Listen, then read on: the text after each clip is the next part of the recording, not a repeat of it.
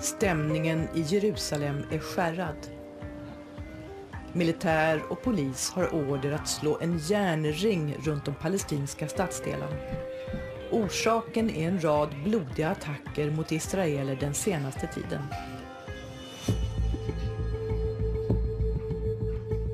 Övervakningskameror visar otäcka scener.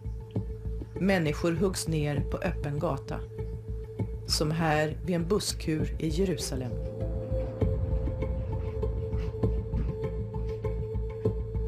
Gärningsmannen skjuts till slut av en civil polis.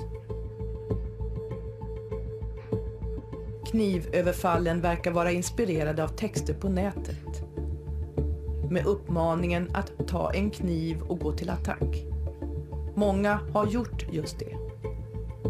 De är förvånansvärt unga, en var bara 13 år gammal. Det har varit mer än 20 överfall de senaste veckorna, de flesta med kniv, några med skjutvapen. 8 israeler har dödats. Våldet började vid det judiska nyåret efter ihållande rykten om att Israel tänkte ta över Al-Aqsa-moskén på den heligaste platsen i Jerusalem. En kampanj på nätet, Rädda Al-Aqsa, sprider den informationen. Israel förnekar alla sådana planer. Men trots det har protesterna spritt sig till Västbanken och Gaza. Och ett 30-tal palestinier har dödats av israelisk militär. Hälften av dem var inblandade i attackerna, hävdar israelerna. Från palestinskt håll talar man om avrättningar av palestinska ungdomar. Särskilt en 13-åring, Ahmed Manasra. ولن نستسلم لمنطق القوة الغاشمة وسياسات الاحتلال والعدوان التي تمارسها الحكومة الإسرائيلية وقطعان مستوطنيها الذين يمارسون الإرهاب ضد شعبنا ومقدساتنا وبيوتنا وأشجارنا وإعدام أطفالنا بالدم البارد كما فعلوا مع هذا الطفل أحمد مناصرة. Ett uttalande som möts av israelisk ilska. 13-åringen finns vid liv på israeliskt sjukhus, visade sig. Han var inblandad i en attack mot israeler och blev påkörd. President Mahmoud Abbas accused Israel of putting to death, executing an innocent Palestinian boy. First of all, he's not dead, he's alive.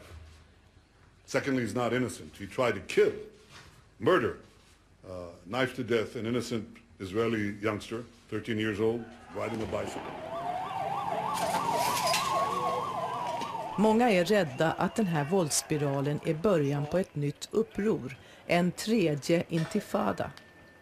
Men det finns stora skillnader, menar bedömare. Självmordsbomberna har bytts ut mot enklare vapen som köksknivar och gärningsmännen verkar agera på egen hand.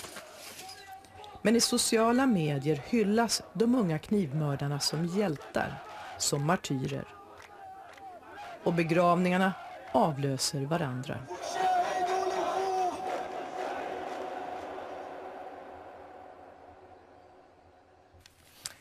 Isaac Bachman is the Israeli ambassador to Sweden. Welcome to Agenda. Good evening. How would you say that the recent wave of terror attacks has affected the Israeli public and society? Of course, it's a very unpleasant, ongoing situation, but I think that the Israeli public responds with a lot of responsibility and preventive attention, and we are very much lucky to have such a public that is aware to this risks and very active on that, and thanks to that there were additional attacks that were prevented. What's your explanation to these attacks? Well, I think it is something that comes on a very fertile soil of ongoing incitement by the Palestinian Authority, let alone Hamas in Gaza. This is an ongoing thing. You know, before the state of Israel has been established, the Palestinians were engaged with the Germans, with Hitler, to work with them on the final solution to the Jewish problem if the Germans would arrive to Israel. So this is an ongoing thing. It started way before any war against Israel before Israel existed, and it goes on. There's no change. It's a basic hatred to Jews and later to Israel. So now this round of violence is based on a very extreme hate speech against Israel by Islamist leaders, suggesting that Israel is going to, we have seen it in this footage, Israel is going to change the status quo, ruin, damage the Temple Mount. Those are, we have said it from the Prime Minister downwards. It's nonsense. It doesn't exist. The purpose is to create violence for the sake of violence and to press Israel and to terrorize. And this is what we see. And the only thing I have to say about this footage is it's unfortunate that the world generally looks at it, and the case in Sweden is even more so, as attacks and not terrorism, and the perpetrators are not terrorists. I said those terror are attacks. Well, I didn't look. I looked at the footage. Okay. The Let me footage just ask you, refers to this as attacks. Okay. Let me just ask you, the U.S. Secretary of State, John Kerry, he's going to shortly to the region. He strongly condemns the recent attacks, but he also says that there is a background to the violence. Let's see what he's saying. There's been a massive increase in settlements over the course of the last years. Now you have this violence because there's a frustration that is growing, and a frustration among Israelis who don't see any movement. He's saying that the massive increase in settlements has created a frustration, which is one explanation to the violence. Is Mr. Kerry correct? Well, I think in this case, the reason is different. As I suggested, this is a religious inflammatory speech, including by the Palestinian leader. You know, if you look at the perpetrators... Has it got nothing to do with the occupation and the settlements? Well, this is at the very back of the background. This present round of violence is a result, as the footage suggested very well, of Islamic inflammatory speech against Israel, and to bring about the youngsters and the masses to go and terrorize, and this is what they do.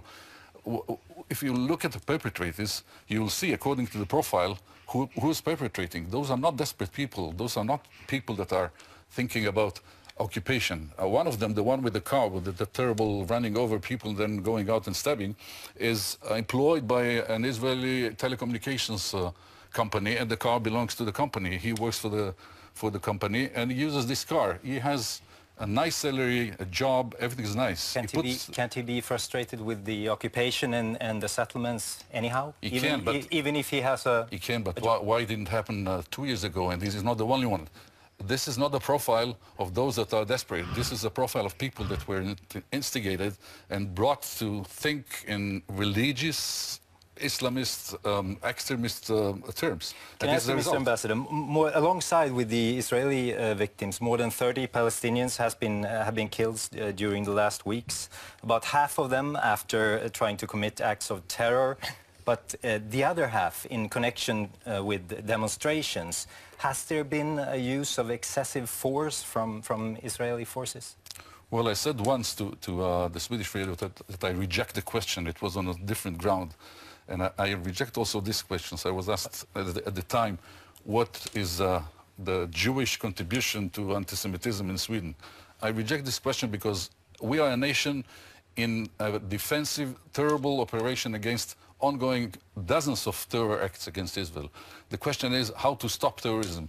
And this is what we are engaged to turn the whole thing into make a kind of a symmetry in between perpetrators of terrorism and those that defend themselves. It is an unfair, unjust, and I don't think that it brings about any good results to nations that are preparing themselves, like Sweden and other nations in Europe, to fight against this terrorism. Terrorism should be fought, condemned, and we don't see that, not in Sweden. But I'm just asking you about violence from the other side.